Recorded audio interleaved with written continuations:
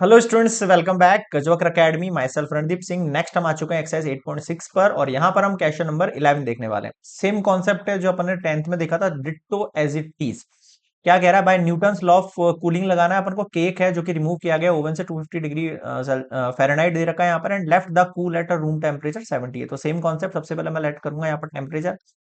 Late T be the temperature of cake. let T be the temperature of cake after T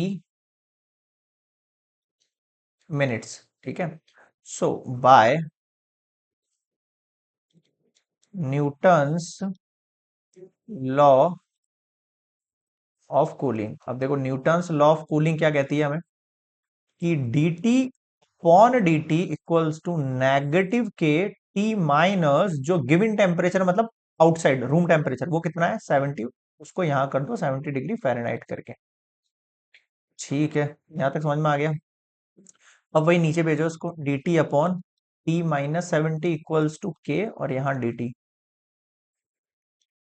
both side integration होगा। ठीक है, integrate D T upon T minus 70 equals to integrate K constant और ये D T, और ये plus सी यहाँ लिख देता हूँ वापस से यार, है ना।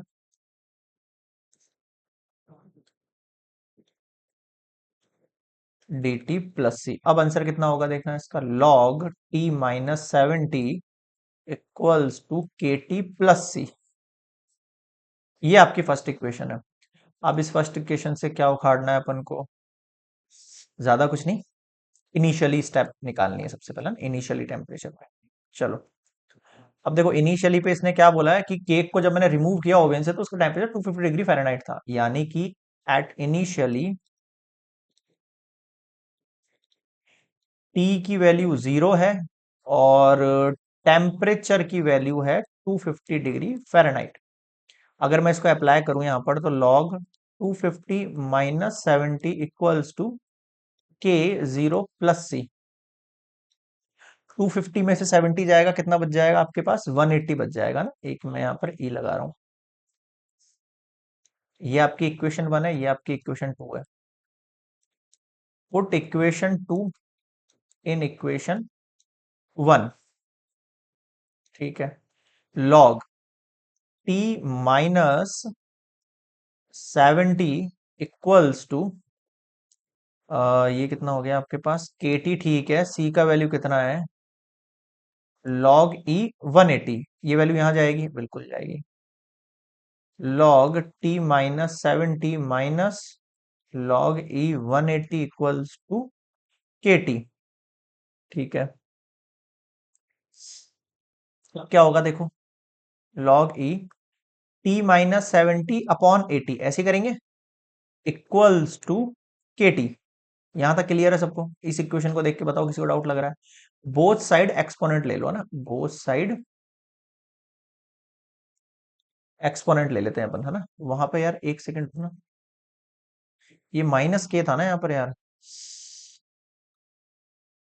माइनस लगाओ, अभी गड़बड़ हो जाती।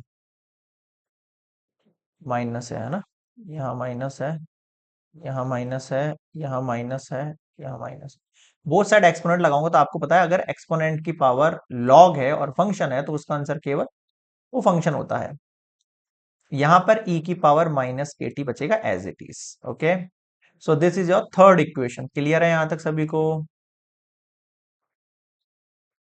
ठीक है भाई, और आगे देखते हैं।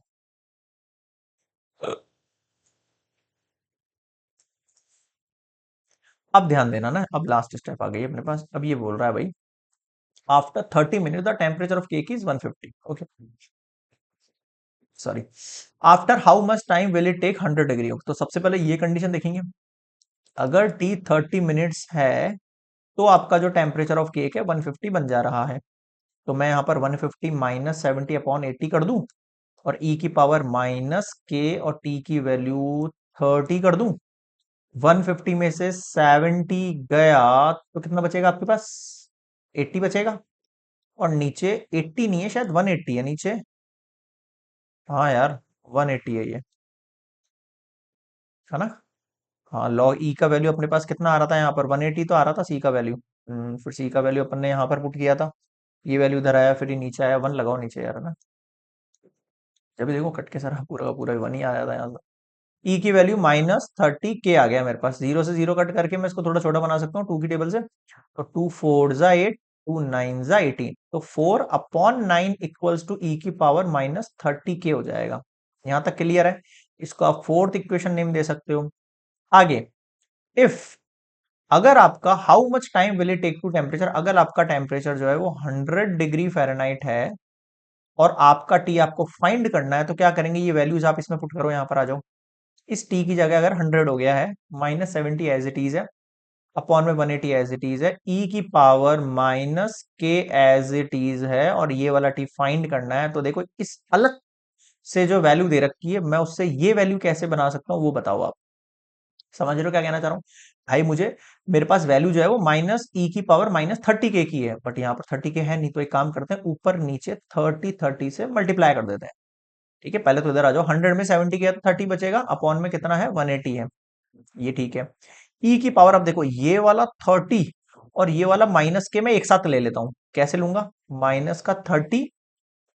के -30 के, और जो बच गया है टी की पावर, t/30 अलग कर देता हूं। समझ में आ रहा है ना, थोड़ा ध्यान से देख लेना, मैंने 30 से मल्टीप्लाई किया ताकि 30 और के एक साथ आ जाए, और ये टी और ये 30 अलग कर दिया।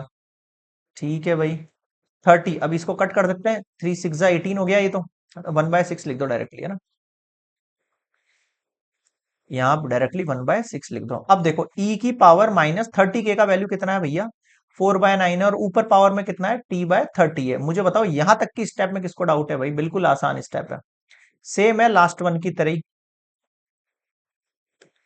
अब इसको कैसे सॉल्व करना है, फिर से वही भाई, लॉग वाली टेबल्स आनी चाहिए आपको, और लॉग वाली टेबल नहीं आती तो क्लास 11th वाली जो वीडियोस हैं उनको देखो आप, प्लेलिस्ट है सेपरेट, मिल जाएगा आपको आसानी से। बोथ साइड लॉग ले लो, बोथ साइड लॉगरिथम, तो कितना हो जाएगा, ये log 1/6 इक्वल्स टू, पावर आ गया थी आपको पता है, t/30 log 4/9। यहां तक भी ठीक है मामला। अब क्या करना है, बिल्कुल सिंपल है, log 1/6 एज इट इज है, log 4/9 एज इट इज है, t/30 एज इट इज है। और देखो यहां देखो, log 1 माइनस log 6, okay, log 4 log 9 equals to t/30। अब आप इनके वैल्यूज लिखो, log 1 का आपको पता है 0 होता है, इसका वैल्यू 0.7782 होगा, मुझे याद नहीं है, ठीक है, ऐसा कोई इशू नहीं, मुझे याद है ये वैल्यूज, ठीक है, वो पढ़ाते हैं इसलिए याद हो जाती है कि हाँ यार ये वाली वैल्यू ये वाली ये थी, बट आपको ऐसा याद नहीं करना है, मतलब आपको आप लॉग निकालना सीख लो, बहुत आसान रहेगा। 0.6021 होगी इसकी वैल्यू, और इसकी वैल्यू 0.9542 होगी, और ये t/30 है। इसको सिंप्लीफाई करोगे, 30 को यहाँ क्रॉस मल्टीप्लाई करोगे, इस पूरे को सॉल्व करके 30 मल्टीप्लाई करोगे तो कितना आ जाएगा, 66.3 मिनट्स आ जाएंगी आपके पास वैल्यूज टी की। बताओ समझ में आया क्या, क्लियर है यहाँ पर सभी को। सो ये हुआ कंप्लीट आपका क्वेश्चन नंबर 11, जिसमें टाइम मांग रहा था आफ्टर हाउ मच टाइम जो आपका टेम्परेचर है वो 100 डिग्री फ़ारेनहाइट हो जाएगा। क्लियर है सभी को। तो नेक्स्ट हम मिलेंगे क्वेश्चन नंबर 12 में। यहां तक के टॉपिक में अगर कोई भी डाउट हो तो मैं फिर बता रहा हूं, आप सबसे पहले कमेंट मत करना, सबसे पहले एक बार लेक्चर वापस रिवाइज करके देखना, और सबसे स्टार्टिंग के कॉन्सेप्ट देखना, और सबसे इंपॉर्टेंट स्टार्टिंग के एग्जाम्पल्स देखना। अगर आप एग्जाम्पल कर लोगे तो एक्सरसाइज तो कर ही लोगे यार, लेकिन उससे एक आपका बेस बन जाएगा, हाँ यार ऐसे ऐसे कॉन्सेप्ट है अपने पास। फिर आप एक्सरसाइज पे उतरा करो, पहले एग्जाम्पल, बेसिक कॉन्सेप्ट, इंट्रोडक्शन में हर वीडियो से पहले, हर एक्सरसाइज से पहले एक इंट्रोडक्शन पार्ट बनाता हूँ, इसीलिए जिनका पॉसिबल होता है उनके लिए, तो ठीक है। और जो डायरेक्ट एग्जाम क्या बोलते हैं, फॉर्मूला बेस है, उनकी बात अलग है। क्लियर है यहाँ पर, तो उसको समझो एक बार, क्या क्या टॉपिक दे रखा है अपन एक्सरसाइज में, फिर एक्सरसाइज सॉल्व करो। तो नेक्स्ट मिले अपन क्वेश्चन नंबर 12 पर।